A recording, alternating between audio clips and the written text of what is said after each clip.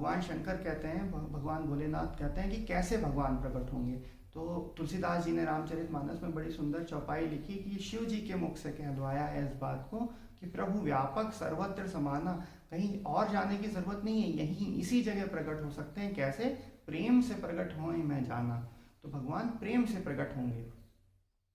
और भगवान प्रेम से प्रकट होंगे तो कैसे प्रकट होंगे? अब देवगणों ने और भगवान भोलेनाथ ने, भगवान ब्रह्मा ने, सभी ने मिलकर के एक स्तुति भगवान की करी है। और तुलसीदास जी ने, बाबा ने बहुत ही अच्छा सुंदर ये छंद लिखा है रामचरितमानस में। तो आप सब, हम सब मिलकर के उस स्तुति का गान करें, जिससे कि भगवान के प्रागट्य में जो हमारा अभिष्ट है, जो हम सभी 100 करोड़ लोगों की इच्छा है कि भगवान कल के दिन में अयोध्या में हमारी पुकार को सुन लें और प्रकट हों, तो उस स्तुति का त्रेता में जो गान किया गया था, जिससे एक्चुअल में भगवान राम, सच में भगवान राम जब प्रकट हुए थे, तो जो स्तुति गाई गई थी, वो स्तुति हम सभी मिलकर के गाते हैं। दूसरी एक और बात है कि हमारे प्रतापी प्रधानमंत्री जी पिछले 11 दिनों से एक अनुष्ठान रत हैं और वे उपवास किए हुए हैं। वे भगवान के प्रागट्य के लिए, उनकी कॉन्सिक्रेशन के लिए, उनकी प्राण प्रतिष्ठा के लिए एक व्रत लिए हुए हैं। तो हम सभी लोगों का ऐसा कर्तव्य बनता है कि हम भी सहायता करें। और एक व्यक्ति की छोटी सी प्रार्थना एक छोटी सी एनर्जी को जन्म देती है। वैसे ही 100 करोड़ लोगों की अगर प्रार्थना होगी तो वो छोटी छोटी एनर्जियाँ आपस में मल्टीप्लाई होकर के एक बड़ी प्रार्थना, एक बड़ी पुकार को जन्म देंगी और भगवान के प्रागट्य में आसानी होगी। तो मेरा सभी से अनुरोध ये है कि सभी लोग अपनी यथा क्षमता के अनुसार भगवान का आवाहन करें। प्रेम से भगवान का आना, प्रेम भगवान के आने में सहायक है। नक्षत्र, मुहूर्त, ज्योतिष गणनाएं तो सारी सब्सिडियरी हैं। मेन जो मेन फैक्टर है, जो मेन तत्व है, वो आपका प्रेम है, आपकी आकांक्षा है, आपकी पुकार है, आपकी पुकार की क्षमता है, जिससे कि भगवान का प्रागट्य संभव हो पाया था। तो चलिए, अपन त्रेता युग में जो भगवान के प्रागट्य की स्तुति है वो सभी ने जो गाई और ब्रह्मा जी ने जो लिखी in the sense Brahma ji ने के मुख से जो प्रकट हुई, उस स्तुति का हम सभी लोग मिलकर के गान करते हैं। चालू करते हैं। जय जय सुर नायक, जन सुखदायक, प्रणत पाल भगवंता, गोद्विज हितकारी, जय असुरारी, सिंधु सुता प्रियकंता,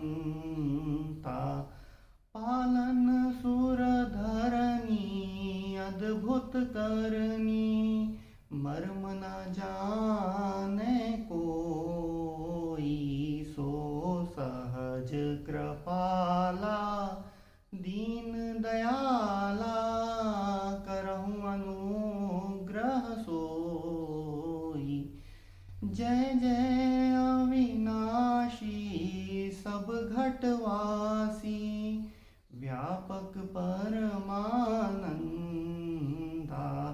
अविगत गोतीतम, चरित पुनीतम, माया रहित मुकुंदा, जेहि लागी विरागी, अति अनुरागी, विगत मोह मुनि वृंदा, निस्बासर ध्यावहि, गुण गण गावहि, जयति सच्चिदानंदा, जेहि सृष्टि उपाई, त्रिविध बनाई, संग सहाय न दूजा, सो करऊ अधारी, चिंत हमारी, जानिय भगति न पूजा, जो भव भय भंजन, मुनि मन रंजन, गंजन विपति बरूथा, मन वच क्रमवाणी छाणी सयानी शरण सकल सुर जूथा शारद श्रुति शेषा ऋषय अशेषा जा कहूँ को नहीं जाना जेहि दीन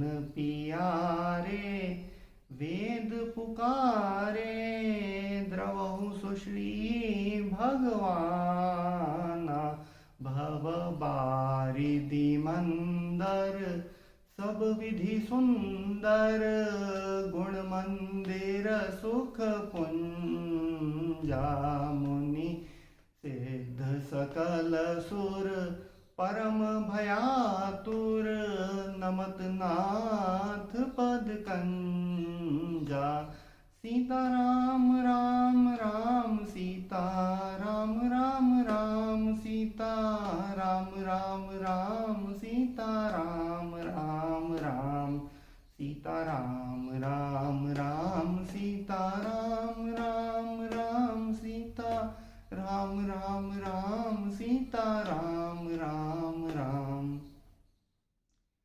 तो भगवान इस स्तुति के बाद प्रकट होते हैं वहाँ पे और देवगणों को बोलते हैं कि आप सभी लोग अपने अपने विश्राम स्थल अपने घरों को जाइए। अमुक अमुक जगह पर अयोध्या में भगवान राजा दशरथ के यहाँ मैं शीघ्र ही प्रकट होऊंगा और आपके सभी के दुखों का नाश करूंगा, आप सभी को सुख समृद्धि प्रदान करूंगा। तो ऐसा वरदान दे करके भगवान इसके बाद प्रकट होने के बाद अंतर्ध्यान हो जाते हैं। तो ये वो स्तुति है जिससे भगवान त्रेता युग में प्रकट हुए थे।